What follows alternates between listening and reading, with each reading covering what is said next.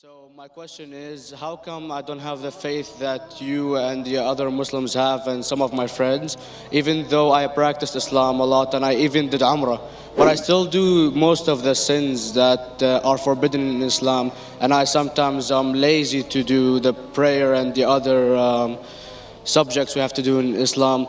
I have read many books and about other religions and conspiracy theories and documentaries and such. I even have seen your own videos on YouTube, and there are many questions that go around my head about Allah and the Messenger and Muslims in general. And basically the most important question is, you said in one of your debates or questions that Allah is the creator and He's uncreated. But I have realized, how can the uncreated exist? And if He exists, how can we notice Him? How can we see Him or hear Him or feel Him or know of His existence if He's uncreated in our own dimension or so? That's one of the questions. Brother Ahmed said that he is a born Muslim. He comes from Iraq. He read the Quran, he read the books, but he commits many sins. He believes, maybe sometimes he's agnostic, and he's lazy for praying. Brother, before I answer your main question, if you do sins and if you're lazy for praying, that does not make you a non-Muslim. As long as you believe that praying is fard, sometimes you miss, it's a sin. It's a major sin that you sometimes don't pray, but that doesn't make you a non-Muslim. If you say praying is not required, then you're doing kufr. But if sometimes you do sin, sometimes minor sin, sometimes major sin, it is haram, it's forbidden, but that does not throw you outside the fold of Islam. There are sometimes waswasa of the shaitan asking you, you're a Muslim, but this is wrong in Islam, this is wrong, and it does deviate the person's mind. At that time, maybe your iman may be low, but these things should not make you consider that you're non-Muslim. Regarding a question that I mentioned in my speech, and you're right, that Almighty God is the creator, but He Himself is uncreated. You asked the question, how can the uncreated, how can we see the uncreated, and how it's possible? Allah subhanahu wa ta'ala is Khaliq, is the creator. And by definition, He's uncreated. Because normally people say that when they try and prove in logic that everything has a creator, who created this table, the carpenter, from where he got, from the tree, who created the tree, so it goes back to Allah.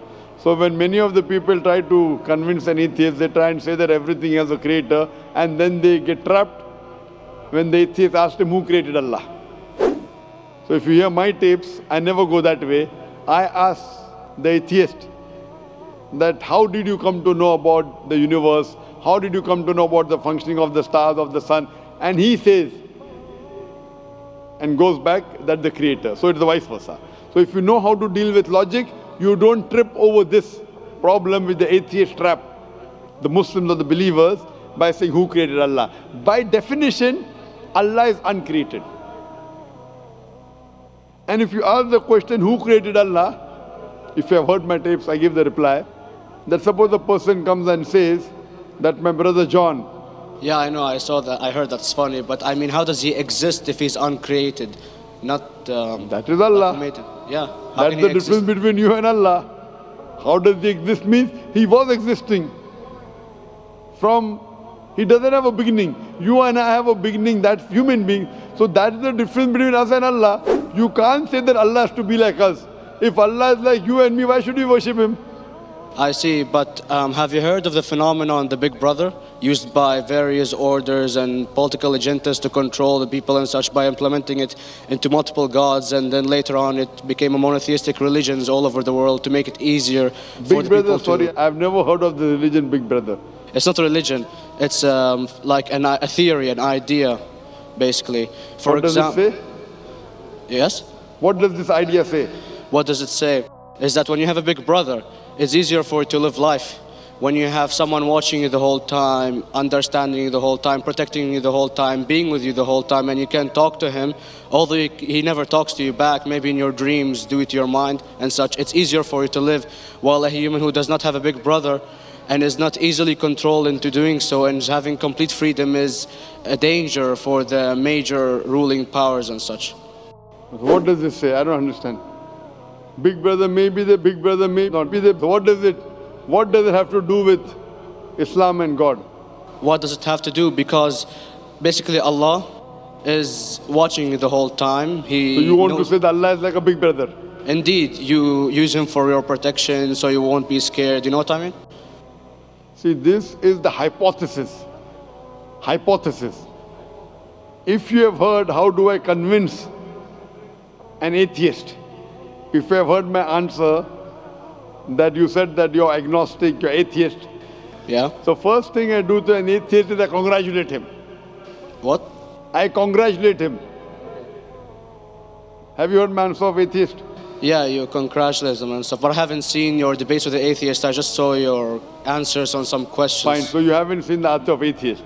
No, but I've seen your debate with David William Campbell. And David that's William Campbell is not an atheist. Yeah. Now when an atheist tells me he does not believe in God like your theory of Big Brother, Yeah. and if you believe in that theory, I will ask you, first thing I do to the atheist, I congratulate him. You know why? Yeah, because they think and they don't follow what their parent does and such stuff like that. No. I congratulate him because he is not doing blind belief.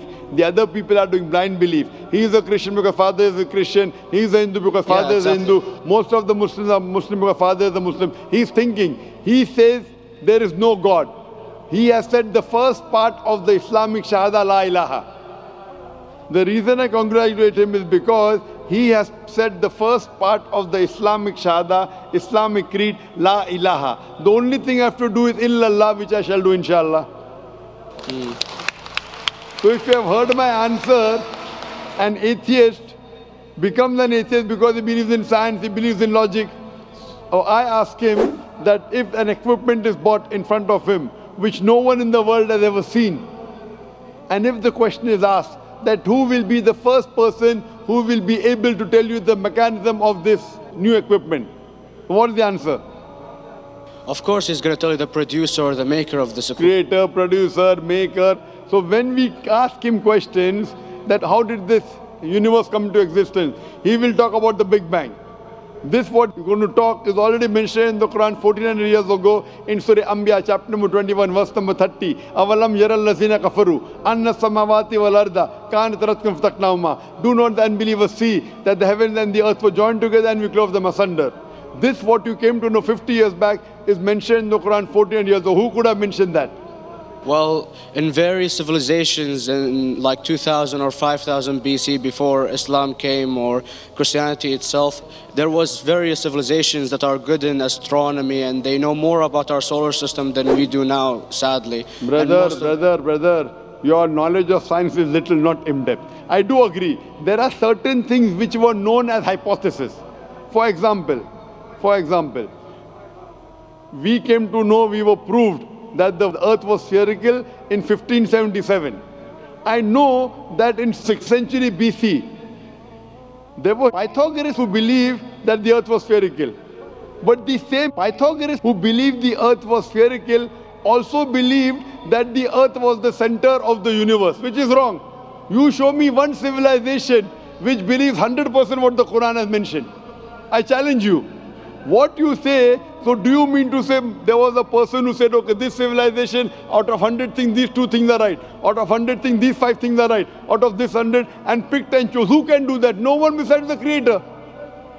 Even if you know that there were 10 different civilizations, hundreds of civilizations, there is not a single civilization that you know in the past which knew 100% of science what we know today. So where is your logic? Where is your theory? I do know that certain things were hypotheses, which were proved later on. But there is not a single civilization which knows everything what is mentioned in the Quran. So the answer goes back to the original question, who could have collected this in the Quran? Someone 1400 years back, could he do and say, okay, out of these 100 things, these 3 are right. Out of these 100 things, these 2 are right. Out of this, it's not possible. Mathematically, it's not possible. Well, you never gave the idea of extraterrestrials or so. I mean, knowledge is power, and Brother, I'm asking you a simple question. We are not come here to have a debate. yeah. I'm asking you a question. Point out a single civilization. You're asking something else. Yeah, We are alright. not here to discuss. You can come in the room and discuss. You ask a question, I'm giving you the answer. You gave about old civilization. I told you you're right. But out of 100 things, 98 they were wrong. So I'm asking you, who could have mentioned this in the Quran? You're talking something else now. Yeah, well, I'm asking you a simple question, 2 plus 2 equal how much? You're saying, I'm telling you 3 multiplied by 3 is how much? I'm asking a name, you're telling that where do you live? I'm asking a simple question, name me a single civilization which has everything what was mentioned in the Quran. Do you know of any or not? Yes or no? Well, not everything, of course. Even not 10%. Why? Babylon knows of most of the planets and such. Planet is not the only thing mentioned in the Quran. There are 1,000 things mentioned in the Quran. To say what 1,000 things are mentioned in the Quran, 10% would be equal to 100 things. Did Babylonian civilization knew about 100 things mentioned in the Quran? No, because they You don't have the cannot. They accurate knew data. 5 or 6 things. In percentage wise, very small. So, Of course. who can be the author of the Quran besides the creator to know what is right, what is wrong? Today, science has established the hypothesis mentioned by Babylonian so many centuries back is today proven. So these were hypotheses in the past, which out of them many have been rejected, some have been accepted. So to collect all which is 100% correct has to be from the creator and no one else. Hope that answers the question.